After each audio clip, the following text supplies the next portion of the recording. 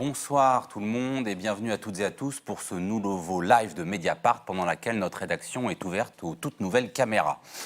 Alors je vais vous demander d'être très attentifs au sommaire que je vais vous donner dans quelques instants parce qu'à partir du début du mois de novembre, les lives de Mediapart vont changer de peau, de périodicité, de rythme, de nature et donc c'est en quelque sorte la dernière fois que vous retrouverez vos séquences habituelles qui ne le seront pas dans quelques semaines.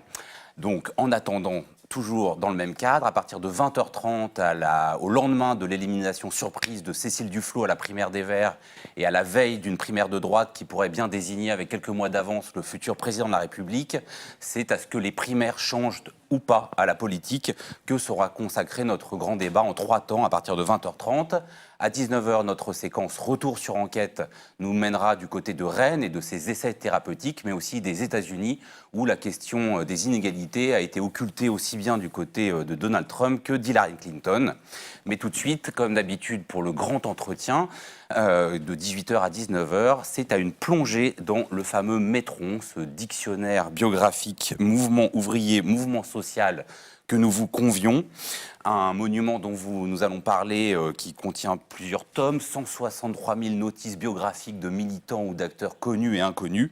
Et je précise que par une coïncidence tout à fait voulue, notre grand Manitou Edoui Plenel publie lui Voyage en terre d'espoir. C'est une plongée subjective, une traversée subjective de certaines de 163 000 notices du Métron.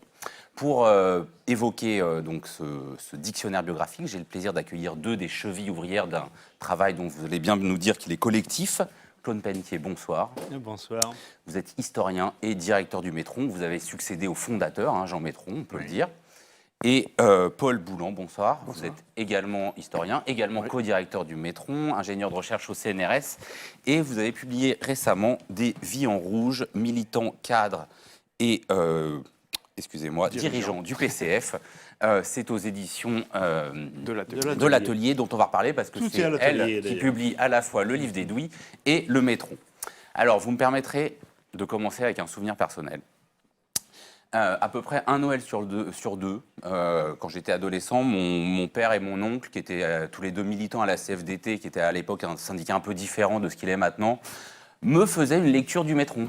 Enfin, d'un extrait en particulier du Métron, à savoir la notice concernant Jean-Claude Confavreux, né en 1799 dans l'Ain, et je cite, « ouvrier chapelier, membre de l'Auxiliaire, organisation syndicale secrète des ouvriers chapeliers lyonnais en 1842. Il participa en octobre 42 à une grève pour les salaires et fut condamné le 30 janvier 43 à 15 jours de prison par le tribunal correctionnel de Lyon. » Alors, il lisait ça avec une grande fierté d'avoir son nom dans le Métron. Donc, je tiens à rendre hommage à ce Jean-Claude Confavreux et à vous demander quelle était l'idée de collecter de telles biographies de personnes inconnues, y compris de leurs propres descendants. C'était quoi le but ?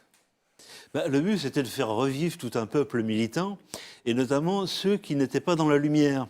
Les obscurs et sans grade, aussi ceux qui avaient une certaine importance, mais dans le fond, on les connaissait. Proudhon, Varlin, on les connaissait. Mais Confavreux, on ne connaissait pas. Il fallait une œuvre pour trouver, enraciné dans les régions, enraciné dans les métiers, par période du 19e siècle, c'est donc on suit de 2 siècles comme ça. Et beaucoup de gens ont ce plaisir comme ça de trouver une proximité de famille, d'amitié, de profession, de rapport à l'espace des rues, des lieux symboliques, etc. Et c'est ça, un des charmes du Métron, c'est cette proximité. Alors le projet du Métron, on va revenir un peu dans les détails, mais il s'élabore dès 1955, c'est-à-dire dans une période où le PCF est aussi puissant politiquement que rigide doctrinalement. Comment se fait-ce que, dès le départ, le Métron est quelque chose de très ouvert, alors que le PCF règne sur le mouvement ouvrier, qu'il s'agit d'un dictionnaire biographique du mouvement ouvrier, comment il donne d'emblée place à la mémoire anarchiste, utopiste, socialiste ? Il y a bien un contre-pied par rapport à la période, par rapport au culte, la puissance de secrétaire général, etc. Il s'agit bien d'aller chercher justement tous ceux qui ont fait ce mouvement ouvrier. Et pour Jean Métron, qui a rompu lui avec le communisme au moment du pacte germano-soviétique, c'est une façon de retrouver toutes ces racines. Alors là, les anarchistes, par exemple, doivent être présents. Il consacre sa thèse. Du coup, des gens se sont imaginés qu'il était anarchiste. Pas du tout. C'est un marxiste critique, disant, mais il est ouvert, dans tous les cas, à toutes les sensibilités. Il faut absolument que la plus petite sensibilité, la plus petite façon d'agir puisse apparaître. Et donc, c'est vrai que les marges, les replis, au sens où les gens quittent un mouvement et reviennent jouer un rôle, on les voit beaucoup, les replis pour l'instant, attaque ou des choses comme ça, c'est souvent du militantisme de repli. Et il fallait que ce soit présent. Et quel rapport alors les cadres, dirigeants et militants du Parti communiste que vous avez étudié, Paul Boulan, entretiennent avec le Métron et avec cette ouverture d'emblée? Alors, au moment des origines, je pense que dans les années 50, l'entreprise se développe sans qu'ils en aient connaissance, mais aujourd'hui, ça participe d'une certaine façon aussi de la mémoire de tous les courants, finalement, à la fois politiques, syndicaux, parce qu'on y retrouve finalement tous ces acteurs moins connus. C'est-à-dire qu'effectivement, dans les années 50, c'est les grandes figures qui sont mises en avant, mais aujourd'hui, ce sont justement tout ce peuple militant, quels que soient les courants, il ressurgit, et je crois qu'il y a un respect pour le Métron qui est partagé à peu près dans toutes ses sensibilités aujourd'hui. Est-ce que vous nous avez déjà dit que Jean Métron avait rompu avec le PCF au moment du pacte germano-soviétique, hein, comme d'autres communistes. Qui c'était? Pourquoi il se lance là-dedans? Alors, pour lui, c'est une douleur terrible, la rupture avec le communisme.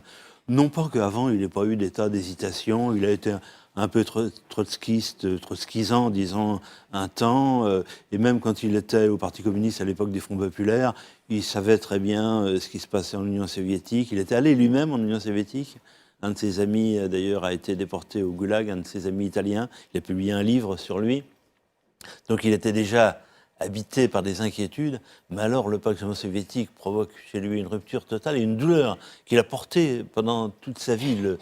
L'évolution du communisme a été pour lui une souffrance. Et pour autant, il ne voulait pas s'inscrire dans un courant de réaction ou de dénigrement.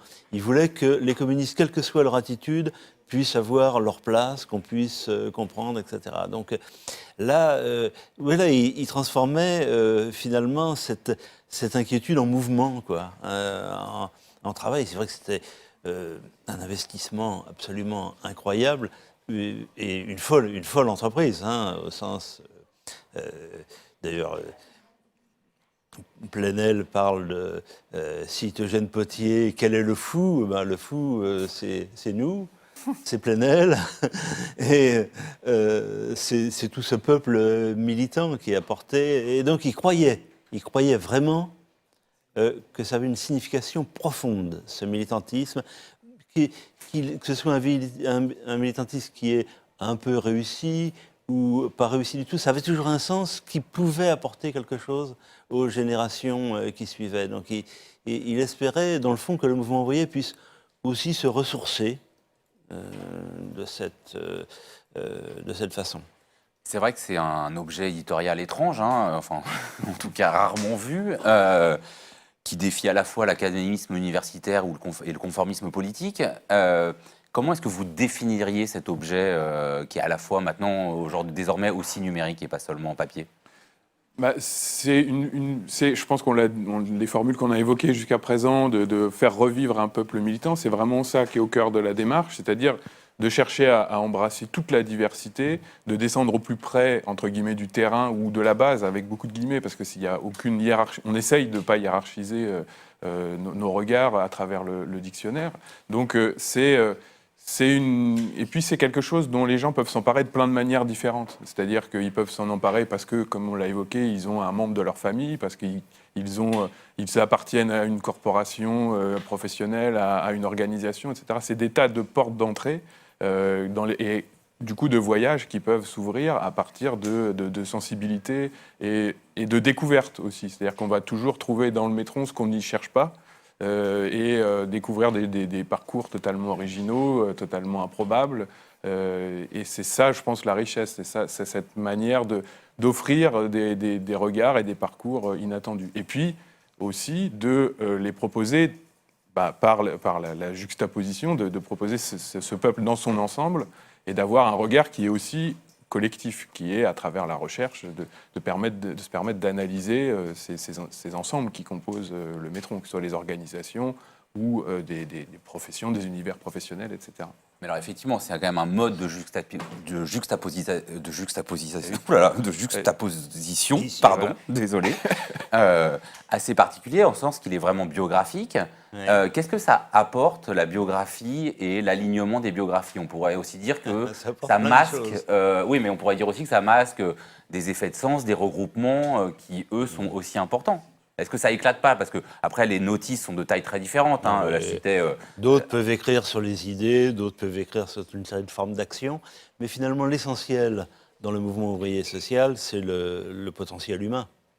Sans lui, il n'y a pas de journaux, il n'y a pas de grève, il n'y a pas de mouvement, etc. Ce potentiel humain, il est d'une extrême complexité.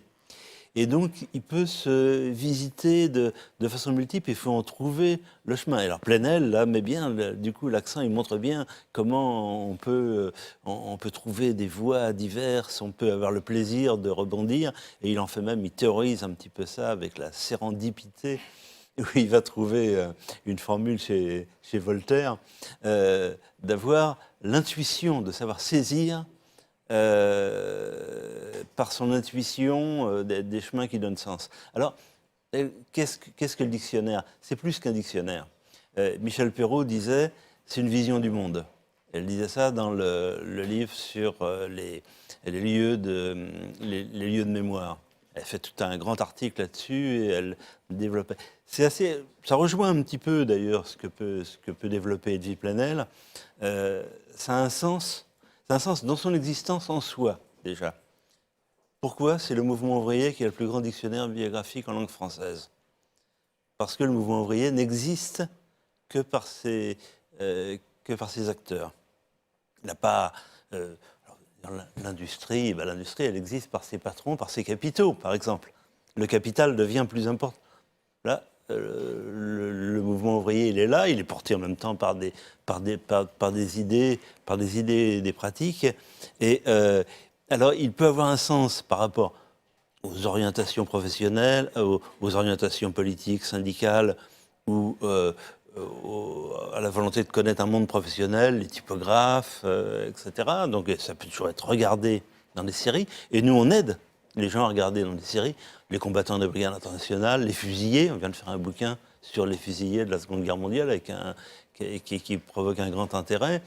Il nous est arrivé de suivre un courant précis, ce qui n'est pas d'ailleurs dans la pratique du métron. Le métron brasse tout. Mais on a fait une exception pour les anarchistes. On a fait un bouquin sur les anarchistes qui a rencontré un public. Mais alors on peut le regarder comme ça, on peut le regarder par des rebonds, par le lieu où on est né, où on a connu des gens, et puis hop, on voit qu'un autre nom est cité. Et à partir de là, on réfléchit sur des possibles. Tout ça, ce sont les vaincus, apparemment. Mais en réalité, ils ne sont pas si vaincus que ça parce que leur itinéraire a encore un sens. Et on peut encore y découvrir quelque chose. Et dans le fond, les vainqueurs, on le sait ce qu'ils ont apporté. On le donne à coups de livres, de manuels, d'émissions télévisées. Ces vaincus, on ne sait pas bien pourquoi ils ont vaincu, qu'est-ce qu'ils ont représenté. Donc leur découverte est un plaisir. N'importe comment, il y a un plaisir de l'histoire, il y a un plaisir à découvrir, à connaître son milieu, il y a un plaisir à découvrir le métron, c'est sûr. Alors je vois bien l'idée d'avoir comme ça, pas un parcours pré-tracé, de pouvoir choisir un peu en fonction de ses intérêts, de passer de l'un à l'autre au hasard ou au contraire en fonction de cela ou cela. Après, je sais pas, moi, je m'adresse à un jeune historien, quand même le genre de la biographie et de la prosopographie, c'est quand même une manière d'écrire de l'histoire un peu vieillotte, non? Je ne crois pas, parce que je pense que c'est au fondement de l'histoire sociale. C'est-à-dire que faire de l'histoire sociale, c'est aller chercher les acteurs et comprendre comment fonctionnent des groupes, des collectifs. Et ça repose par la connaissance des acteurs. Vous avez eu la gentillesse d'évoquer mon livre, c'est exactement ce que j'ai fait. C'est-à-dire que ça replonge aussi vers la question que vous posiez tout à l'heure. Si on s'intéresse à l'histoire d'une organisation qu'à travers ses dirigeants, de mon point de vue, là on est dans l'histoire vieillotte parce qu'on est dans l'histoire de ce qui se passe dans les journaux et de ce que déclarent quelques dirigeants. La réalité d'une organisation, c'est justement toutes les pratiques, toute l'histoire qui fait converger tout un tas d'acteurs différents. Et c'est la biographie et la mise en série des biographies qui permet justement de reconstituer cette histoire et qui est vraiment une histoire sociale. Et je ne crois pas que ce soit une histoire vieillotte de ce point de vue-là. Et ça dialogue aussi du coup beaucoup avec d'autres disciplines, la sociologie, la science politique, qui aujourd'hui travaillent beaucoup dans ce sens-là aussi, c'est-à-dire à travers les parcours individuels, la reconstitution des carrières militantes au sens très large du terme. Donc je pense que le Métron participe complètement de cette histoire et de la construction de cette histoire. Et d'une certaine façon, les auteurs qui sont des auteurs de biographie sont aussi derrière des gens qui ont une connaissance d'une organisation, d'un courant, d'un milieu, d'une région, et qui mobilisent cette connaissance pour proposer des biographies. Donc il y a un dialogue en fait entre ce qu'il y a dans le dictionnaire et tout un travail historiographique qui existe autour et grâce au dictionnaire. En fait. Le livre de Paul prouve que c'est tout à fait novateur. C'est un livre qui va marquer, qui va être un livre référence. Ce qui était, c'est la biographie traditionnelle, unique, qui était ancienne.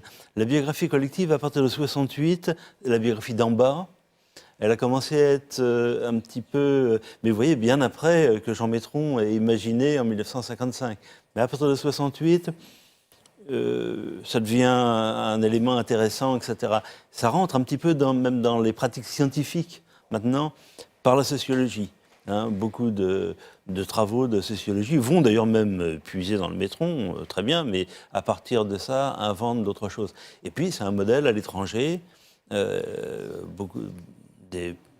D'autres dictionnaires. Il y aura d'ailleurs un colloque en décembre, notamment en Amérique latine, pour l'instant, où la forme Métron est imitée. Alors, puisque Claude Pentier en fait bien la publicité, et pour le livre d'Edoui Plenel, et pour le vôtre, tous deux sont publiés aux éditions de l'Atelier, et parler du Métron, de ce dictionnaire qui loue d'autres grands hommes que les grands hommes qu'on a dans les manuels scolaires, c'est parler de ces éditions de l'Atelier, les anciennes éditions ouvrières. Est-ce que vous pouvez un peu nous dire qui étaient ces artisans du Métron ? Oui, la chance du Métron, c'est d'être resté toujours avec la même maison d'édition qui croit dans cette histoire du mouvement ouvrier, qui est très attachée de plus en plus avec le temps. Et actuellement, d'ailleurs, il porte très fortement. Au départ, c'est une maison d'édition catholique de gauche, c'est-à-dire issue de la JOC. Et puis ça prend un certain nombre... La jeunesse ouvrière chrétienne. La jeunesse ouvrière de la jeunesse ouvrière chrétienne, mais ouvert à tout auteur, Jean Métron comme moi-même, n'étions pas particulièrement issus de ce milieu. Paul Boulan, il faudra lui poser la question. Mais on s'entend à merveille avec les gens, parce qu'il y a certainement dans ce mouvement chrétien de gauche un besoin de compréhension des itinéraires ouvriers. Il y a le besoin de s'insérer dans le monde ouvrier, d'avoir cette référence du monde ouvrier et militant en général, pas ouvrier au sens... Parce que là, il faudra le préciser, quand on parle de mouvement ouvrier, c'est tous ceux qui croient en l'action collective des travailleurs, et donc ce n'est pas forcément ouvrier au sens sociologique. C'est la cible essentielle, mais là, c'est un petit peu plus complexe. Alors justement, au départ, le Métron, c'est le dictionnaire biographique du mouvement ouvrier. Aujourd'hui, c'est le dictionnaire biographique du mouvement ouvrier et du mouvement social. Comment et pourquoi on passe d'une dénomination à l'autre ? Alors, en fait, déjà, Jean Métron définissait le mouvement ouvrier comme mouvement social et comme le mouvement social des sociétés industrielles, donc fin 19e et 20e. Donc déjà, il y avait cette façon d'inclure le mouvement ouvrier dans un ensemble plus large qui serait le mouvement social et les formes de mobilisation collective, ce que Claude évoquait. Et puis ensuite, il y a des ramifications en fait, qui évoluent, notamment dans la période qu'on traite en ce moment, à partir de la Seconde Guerre mondiale et après la Seconde Guerre mondiale, par exemple, l'anticolonialisme, qui est très présent dans les biographies qu'on propose pour la période 40-68, découle évidemment de l'engagement d'un certain nombre d'acteurs dans le mouvement ouvrier, au sens, on va dire, traditionnel, mais à des ramifications plus larges. Et de la même façon, il y a tout un tas d'intellectuels qui vont s'inscrire dans une certaine démarche autour ou à périphérie du mouvement ouvrier, sans être strictement dans des organisations traditionnelles, syndicalisme ou certaines organisations politiques. Et puis ça inclut aussi l'éducation populaire, etc. Tout un tas de mouvements qui prennent des formes différentes. Alors, est-ce que ça veut dire que, par exemple, les petits artisans qu'ont suivi Pierre Poujade, qui constituent un mouvement social, mais pas vraiment du bord, Il y a eu une histoire des mouvements sociaux qui est parue il y a quelques années, qui justement interrogeait ces frontières. Et la question, c'est évidemment, il y a la forme d'organisation, la mobilisation, mais la mobilisation, on l'a vu encore très récemment ce week-end, par exemple, la mobilisation n'est pas forcément dans le sens du progrès social. Donc il y a quand même derrière l'idée d'émancipation dans ce qu'on met en avant. C'est-à-dire que le mouvement ouvrier, c'est l'émancipation des travailleurs, des salariés. Il y a d'autres formes d'émancipation qui gravitent autour de ça, sur la question du genre, la question, etc. J'ai évoqué l'anticolonialisme. Effectivement, ça ne recouvre pas toutes les formes de mobilisation collective. Mais nous, notre critère, c'est du côté de l'émancipation. Mais alors justement, est-ce que vous pouvez préciser quels sont les critères sur lesquels on peut avoir sa notice dans le métron? Est-ce qu'il y a des limites et quelles sont-elles? À la fois des limites, je veux dire, dans le type de mobilisation, mais aussi dans, je sais pas, le métier qu'on faisait, la nature de l'engagement. Est-ce qu'il suffit d'avoir participé à une manifestation et d'avoir été arrêté pour avoir sa au moins, notice? le cadre général, c'est ceux qui luttent pour l'émancipation, comme le disait Paul, pour l'égalité. Il y a deux notions, émancipation, égalité. Alors forcément qu'il y a des frontières qui peuvent être un petit peu poreuses. On veut saisir au plus près des acteurs. Donc les acteurs, ça peut être des animateurs de grève, ça peut être des gens qui animent des mouvements d'éducation populaire ou des partis politiques, dans la mesure où les sources le permettent. C'est aussi quand même un petit peu les sources qui nous guident. C'est naturellement tous ceux qui participent à l'encadrement syndical, parce que le syndicalisme est au cœur, et toutes les sensibilités syndicales sont inclus. Et les partis politiques, alors le problème c'est que ces partis politiques, ils évoluent. Hein. Par exemple, un doriotiste a pu être au Parti communiste, et ensuite il est dans une organisation qui est hostile finalement au mouvement ouvrier. Mais comme il a d'abord été communiste, on est bien obligé de suivre sa biographie. Donc là, c'est un petit peu... Puis on a tendance à élargir vraiment, par exemple pour le monde de la culture, on s'intéresse au théâtre qui est orienté vers le monde populaire, on s'intéresse aux chanteurs. On le sait à quel point des chanteurs n'ont pas besoin d'être militants de façon étroite. C'est le contenu, c'est leur positionnement, c'est le public qu'ils choisissent, c'est l'écho qu'ils ont qui leur donne cette importance. Et là, on est extrêmement attentif, comme Jean Métron l'était au XIXe siècle, le chanteur de rue, le chanteur de chansons ouvrières, et il était amené à le retenir. Mais là, on a un travail... Et donc même avec un engagement très éphémère et avec un métier qui n'est pas du tout issu du monde ouvrier, on peut être dans le métron. Je n'ai pas réagi sur le métier. Évidemment que les professions ouvrières, notamment les grandes professions classiques, la métallurgie, les cheminots, le monde du livre, etc., nous intéressent de façon très spécifique. On a des chercheurs qui travaillent. Mais les marges ouvrières nous intéressent, et le monde des employés, parce qu'il est organisé syndicalement. C'est-à-dire que les formes d'organisation ouvrière ont gagné des milieux extrêmement divers, et le médecin qui s'investit dans la solidarité ouvrière, qui essaye de pratiquer une médecine différente, qui rentre tout à fait dans le métron. Donc les critères ne sont pas étroitement sociologiques. Par chance, c'est justement parce qu'il y a eu ces critères larges que le métron chose étrange, a passé le fil des ans. Ça fait 60 ans qu'il a été imaginé. Bien sûr, sa forme évolue selon les périodes. Il garde le même esprit, mais bon, c'est plus les mêmes supports, c'est pas forcément la même façon d'écrire. Mais il faut bien avoir en tête qu'il est toujours enraciné régionalement. Hein. Nos équipes régionales, pour nous, c'est fondamental. Il est enraciné professionnellement avec des gens qui connaissent les professions, les archives, etc. Mais alors, oui, effectivement, c'est une question, vous comprenez, qu'on se la pose, puisque c'est un projet qui est né il y a une soixantaine d'années. Entre-temps, la sociologie du monde ouvrier a été bouleversée. Ça ne veut pas dire que la condition ouvrière n'a disparu, ni qu'il n'y a plus d'ouvriers, mais il y a aujourd'hui des professions qu'avant on appelait tertiaires pour les différencier du secondaire. Du coup, comment est-ce que le métron peut prendre ça en compte ?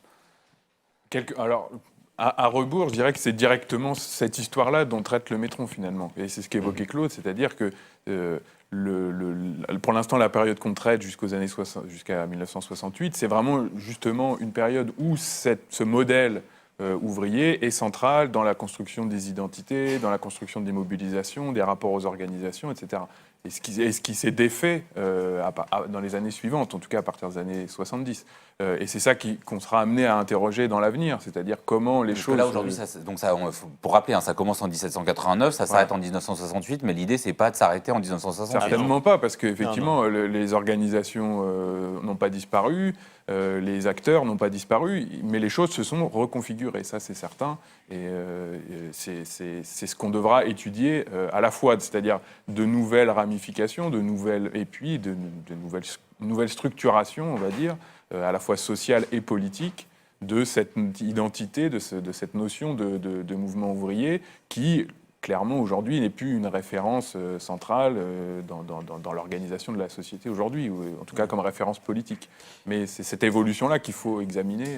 Et d'ailleurs, d'où l'intérêt de continuer à raisonner en termes de mouvements sociaux ou de mouvements sociaux au singulier, parce que c'est vers cette forme ou vers cette référence que les choses ont évolué progressivement jusqu'à aujourd'hui. Oui, parce qu'il faut peut-être préciser qu'on va publier le dernier volume de la période 40-68, que c'est un tournant, incontestablement, puisque c'est la fin aussi de cette grande période du métron, mais ce n'est pas une fin, c'est une feinte. Parce que là-dessus, on va rebondir beaucoup plus fort sous des formes qui sont encore à imaginer. Mais vous savez, aujourd'hui, j'étais à Amiens, pas pour les manifestations de Goodyear, mais pour une rencontre d'historiens, mais il y avait tout l'écho dans la ville, et je sympathisais avec cet écho. On ne me dira pas que Michael Weyman n'est pas un acteur du mouvement ouvrier. Il l'est en plein. Simplement, le mouvement ouvrier n'a plus sa fonction centrale, son rôle central dans la société. Mais il y a encore des acteurs du mouvement ouvrier, et j'espère que quand on arrivera à cette période-là, il aura sa place, à la fois comme militant et comme stupéfiante, enfin un militant syndical condamné à une peine de prison ferme, même s'il ne veut pas, au bout du compte, la faire. C'est quand même des évolutions que les historiens auront à suivre. Alors un dictionnaire, ça vaut évidemment par les noms qu'on y trouve, mais aussi ceux qu'on n'y trouve pas. Est-ce qu'avec le recul, vous diriez que le métron a manqué quand même quelques dimensions, même si aujourd'hui il essaye de se rattraper, notamment la dimension, là vous parliez de l'anticolonialisme, mais il a peut-être mis un peu de temps, enfin, notamment Edoui Plenel signale dans son livre que Toussaint Louverture a mis du temps à entrer dans le métron. Alors, par rapport au cas de Toussaint Louverture, c'est aussi parce que le traitement finalement de la question de la période de la Révolution française était déjà un petit peu tourné vers la suite, c'est-à-dire que ce sont les inspirateurs du mouvement ouvrier qui étaient déjà présents dans cette période de révolutionnaire fin 18e. Après, l'avantage aujourd'hui qu'on a avec cette forme numérique qui devient de plus en plus centrale dans notre travail, c'est que, quelque part, les oublis, on peut les réparer à tout moment et on est dans une matière beaucoup plus vivante qui n'est pas figée par le papier et qui peut rebondir sur des réactions comme celle-là pour dire « Ah, effectivement », et puis aussi pour compléter, enrichir, parce que c'est vrai que le métron est une référence pour l'histoire, par exemple, du 19e siècle, mais malgré tout, l'historiographie a fait son chemin, a progressé. nouvelles archives, des nouvelles sources, etc. Et donc, on a la volonté aussi de quelque part de se tenir à jour et de continuer à faire vivre le dictionnaire au-delà de son édition papier à travers le numérique pour justement s'ajuster aussi à cette évolution à la fois des sensibilités et de la recherche. Il y a des noms pour vous qui manquent dans le métron? Oui, il y en a. Il y en a parmi les intellectuels, parce que finalement, on les a ajoutés au fur et à mesure, mais par exemple, pour le 19e siècle, Victor Hugo, pendant longtemps, n'y était pas. Or, dans le fond, par son œuvre, non pas par son entrée politique, puisqu'il est même légitimiste au départ, mais par son œuvre, et il joue un rôle, il a une image par ses personnages, etc. Et donc, on a remis une biographie de Victor Hugo. Il y a quelques lacunes comme ça sur le 19e siècle, chez les artistes, et puis tout simplement, il y a des archives qui s'ouvrent et d'un seul coup, les personnages deviennent plus importants. On est les plus gros utilisateurs des archives de Moscou, hein, du point de vue biographique. C'est des milliers de biographies qu'on a suivies depuis que les archives sont ouvertes. Alors là, on y découvre plein de gens. On découvre des personnages sans arrêt qui sont étonnants. Je ne vais pas vous les décrire parce que ça prendrait du temps, mais dans chaque volume, on a des gens tout à fait étonnants, parce que les personnages de l'ombre, dont on aperçoit qu'ils ont une certaine importance. Alors on comprend bien que la force du métron, hein, c'est justement de brasser large, de ne pas s'interdire d'aller nulle part. En même temps, est-ce que c'est pas aussi sa limite? Enfin, on pourrait poser la question de manière un peu brutale en disant c'est quoi le rôle du métron à l'heure de Wikipédia? Justement. Wikipédia aurait bien du mal à faire les biographies de beaucoup de militants sans le métron, parce que c'est plutôt ça qu'on trouve, c'est des copier-coller du métron dans les notices Wikipédia. Donc, que ferait Wikipédia sur le métron? Non, plus sérieusement, c'est aussi à la fois la mobilisation de beaucoup de gens qui permet de faire exister le métron, beaucoup d'auteurs, et puis derrière, c'est aussi tout un tas de chercheurs, d'auteurs qui font vivre ça. Et je crois qu'effectivement, il y a un défi, c'est de réinventer, à travers notamment les nouveaux supports numériques, de réinventer les usages, c'est-à-dire d'aller aussi à la rencontre de publics différents. Mais je crois que, oui, enfin, c'est difficile de dire que ça sert à rien quand on est engagé dedans. Non, mais je demandais qu'est-ce que ça change. Enfin voilà, qu'est-ce que l'arrivée de quelque chose comme Wikipédia ne change pas un peu le projet du métron? C'est un projet. Non, ça ne change pas le projet, mais ça nous interpelle. Mais n'importe comment, Wikipédia veut qu'il y ait un niveau de notoriété pour pouvoir rentrer dans une fiche. Donc, alors que le métron, il n'y a pas besoin de niveau de notoriété. Au contraire, d'une certaine façon, l'absence de notoriété, s'il y a quelque chose à raconter, s'il y a des archives, s'il y a des éléments, des écrits, etc., nous intéresse. Donc on est... Finalement, on n'est pas sur les mêmes positions. Le fonctionnement du métron à ses origines dans les années 50, qui est quelque part déjà, avec les moyens techniques qui n'ont rien à voir, mais qui est déjà dans cette idée de faire remonter des informations, d'aller chercher les correspondants qui vont voir les archives, etc. On est dans une œuvre collective qui est finalement très moderne, parce qu'aujourd'hui, on a simplement adapté les outils, mais on est sur le même type de fonctionnement, c'est-à-dire d'aller chercher les gens qui connaissent, de faire converger des informations, et puis de les mettre en forme et de les mettre à disposition du plus grand nombre. D'accord, en fait, c'est le métron qui va aller demander des droits d'auteur à Wikipédia. On y pense. Oui. Je ne sais pas s'ils sont très riches. On est peu préoccupé par les droits d'auteur. On est préoccupé par les vertus scientifiques. Sur ces vertus... même militantes, d'une certaine façon. Sur ces vertus scientifiques, en quoi le métron n'est-il pas un dictionnaire hexagonal, même s'il s'intéresse au mouvement biographique français? Alors, il n'est pas hexagonal d'abord parce qu'il est ouvert à la présence des étrangers en France, il est ouvert aux relations internationales, il est ouvert aux réseaux internationaux, alors que ce soit par l'anarchisme, où alors on observe vraiment les mouvements, par bien sûr le communisme, et puis tant qu'on a pu, on a fait des dictionnaires biographiques d'autres pays. Il y en a le Japon, la Chine, la Grande-Bretagne, l'Autriche, l'Allemagne, les exilés français aux États-Unis, dont on sous-estime L'important, c'est le rôle. Au XIXe siècle, il y a un grand mouvement de la France et il y a un mouvement ouvrier francophone aux États-Unis, animé par des Bretons même. Et ça, c'est tout à fait... Michel Cordillo a fait un volume tout à fait intéressant sur cette dimension, qu'on relaie aussi pour le site. C'est d'ailleurs une des parties de nos sites les plus lues, parce qu'il est lu aux États-Unis. Cet exil. Alors, il y a tout ce mouvement, ce brassage nous intéressera de plus en plus, parce que c'est en effet la tendance actuelle de la recherche. D'une certaine façon, on aimerait, mais il faudrait qu'on ait des gros moyens humains pour ça, passer des biographies nationales, parce que quand on fait un dictionnaire biographique du mouvement ouvrier autrichien, on aimerait mieux, à un moment, pouvoir traiter de la deuxième internationale, faire un dictionnaire de la première internationale. On l'a fait mais partiellement pour le Comintern, mais encore que pour le Comintern, ce qu'on traite, c'est la francophonie. La francophonie et ceux qui, au Comintern, sont en liaison avec les pays francophones. Parce qu'aller plus loin, c'est toujours difficile. Quand on lance un chantier, il ne faut pas aller dans le mur. Faut que ça soit... Et puis, il faut aussi évoquer, parce qu'on évoquait le projet originel de Métron, mais le projet originel de Métron, c'était finalement un dictionnaire mondial du mouvement ouvrier, découpé là, déjà par période, mais en ayant une vision qui incluait à la fois l'ensemble de l'Europe, mais aussi l'Afrique, l'Inde, etc. On a retrouvé très récemment, finalement, des espèces de plans qui étaient dans les archives de Jean Métron, de préparation du nombre de biographies qu'il faudrait inclure pour l'Inde, pour l'Afrique, etc. Donc c'était son objectif, voilà, c'était son horizon. Et ça finalement là aussi très moderne par rapport à l'historiographie aujourd'hui qui est tournée vers le global. La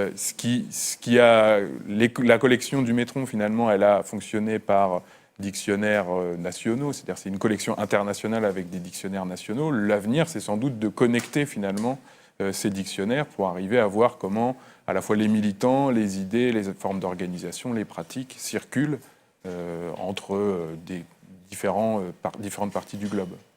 C'est quoi l'économie du Métron ?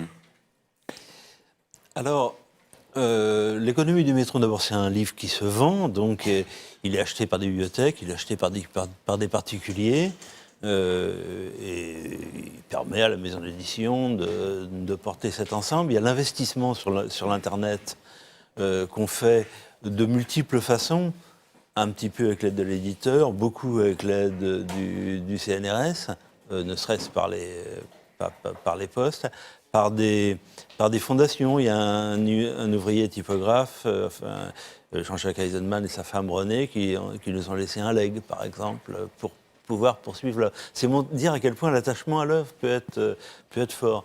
C'est des choses qui nous aident vraiment à vivre.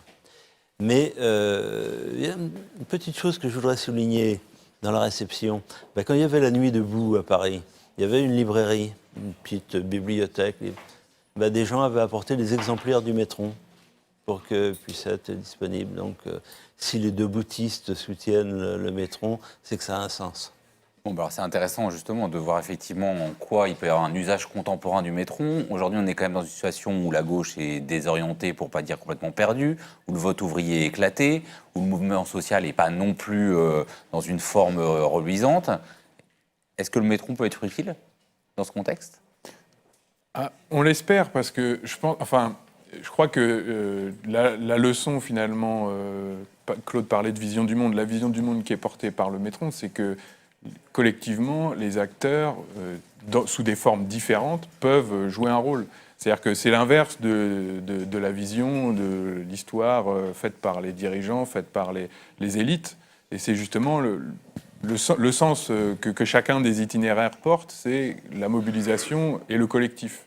Donc je crois que c'est peut-être là qu'il y a à se ressourcer à travers le Métron, à des échelles variables. Et c'est vrai que Edoui Plenel, dans son livre, parle de victoire des vaincus à travers sa manière de faire ressurgir des itinéraires, mais finalement, ce sont des vaincus à l'échelle si on les regarde dans le présent le plus strict, mais c'est aussi tout un tas de victoires que raconte leur parcours, que ce soit une grève victorieuse, que ce soit des mobilisations plus larges. finalement, nous, on s'arrête sur une forme de victoire. On s'arrête en 68. C'est quand même le plus grand mouvement social de l'histoire, en tout cas au niveau du nombre de jours de grève, etc. Donc, il y a à se ressourcer à travers ces histoires-là, qui sont à la fois individuelles et collectives, enfin, de mon point de vue. Vaincu, et puis il y a des choses quand même qui se voient, la sécurité sociale, les droits à l'entreprise, les conseils de prud'homme, enfin tout ça c'est quand même le fruit de cette grande mobilisation. Mais il y a des tas d'autres choses qui, aux marges, avec des influences, il faut laisser place à la poésie, à la littérature, dans cette observation. Il y a un peu de Pérec dans cette entreprise, il y a un peu de Langlois aussi, le directeur de la Cinémathèque. C'est-à-dire qu'on prend tout, et puis, parce qu'on ne sait pas aujourd'hui, Langlois il disait, on ne sait pas si ce film-là, il est important aujourd'hui, mais peut-être que dans 20 ans, il ne sera plus, inversement, etc. Donc là, il y a ce même esprit. J'aimerais terminer cet entretien avec une question à peu près impossible. Je disais qu'il y avait en introduction qu'il y avait 163 000, Plus de 165 000. 165 000 Ouais, maintenant. parce qu'on progresse de jour en D'accord, jour. Chaque jour, il y en a un jour. quelques- C'était une information qui date de quelques heures. Voilà, donc c'est voilà, ça. ça a augmenté de 2000 Pendant qu'on parle, que, ça continue. pendant que je tournais le dos. Donc plus de 160 000 notices. Si je vous demandais à chacun d'en évoquer une. Je crois qu'effectivement, c'est impossible. Je ne sais pas comment. Non, je ne saurais pas comment. En plus, je risquerais de choisir une que j'ai rédigée moi-même, ce qui est très mauvais. Donc, non. Ouais, je vais en choisir une qui est dans le prochain volume. C'est un personnage qui s'appelle Virlouvet. Ah oui. Et alors, on le présente dans le volume, on a sa photo, il est cuisinier, il a la toque sur la tête. Apparemment, officiellement, il n'a pas de militantisme bien visible. Il travaillait dans une coopérative, mais qui était dirigée par un responsable de la commission des cadres du Parti communiste. Et en fait, il a toujours été un homme de la clandestinité autour de lui. Et c'est lui qui assure le logement par sa femme, le logement de Duclos, en juin 1940, qui assure ensuite le ravitaillement très important pour Jacques Duclos, qui avait quand même un certain embonpoint, donc il est responsable peut-être des kilos. Ensuite, il est le cuisinier de Maurice Thorez quand Maurice Thorez est ministre.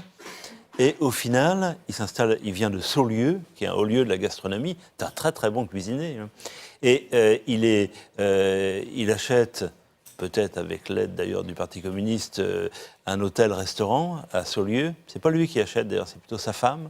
Sa femme, à cette époque-là, c'est la première femme de Maurice Thorez, Aurore Thorez, qui vit avec lui et qui devient restauratrice à Saulieu. Vous avez là tout le parfum du militantisme, le goût de la bonne cuisine de Saulieu, un peu de clandestinité, même une clandestinité totale, puisqu'au bout du compte, voilà quelqu'un qui ne participait à aucune initiative publique, mais qui est un militant pour nous. Et donc on l'observe dans le détail, pour le plus grand bonheur de ses héritiers d'ailleurs, parce que maintenant cette clandestinité n'a plus de sens, et ses enfants, petits-enfants sont ravis de nous montrer les photos et de voir cette histoire s'écrire. On joue un rôle d'ailleurs beaucoup pour les familles, parce que c'est une espèce de retour à la conscience, et c'est très important bien sûr pour les familles de fusillés, les familles des brigadistes internationaux. Les résistants. Là, on est un véritable dictionnaire de services publics. Hein. Là, on rend vraiment des services. D'accord, donc pour les 164 999 autres notices, il va vous falloir soit acheter les volumes du Métron, soit consulter le site internet du Métron. Je précise d'ailleurs tout de suite que tous les abonnés de Mediapart ont accès au Métron pendant une semaine, c'est ça? Oui, une offre spéciale. Les codes se trouveront dans le petit texte qui accompagneront la vidéo. Donc, je rappelle les différents ouvrages dont nous avons parlé. Edoui Plenel, Voyage en terre d'espoir. À découvrir absolument. C'est un ouvrage remarquable. Vous l'avez déjà dit au moins 3 fois. Vous avez vraiment, je pense, bien fait la pub. Je suis prêt à le dire une 4e fois. C'est un bonheur de le lire. Des vies en rouge, c'est l'ouvrage de Paul Boulan, et évidemment excellent le Métron, également. Excellent également. Pas de même nature, mais excellent. Alors je profite d'être à l'antenne pour parler d'un autre projet collectif, intellectuel et politique. Dans ce sens-là, vous avez raison. Un peu plus récent que le Métron, puisque c'est le numéro 5 de la revue du Crieur qui sort aujourd'hui même. Le pape est-il de gauche? Pourquoi les capitalistes ne croient plus aux capitalistes? À quoi sert le pape de l'écologie, Pierre Rabhi? Qui sont les intellectuels du Trumpisme? Enfin voilà, plein de questions, plein d'enquêtes passionnantes auxquelles vous trouverez des réponses en allant en librairie ou en relais.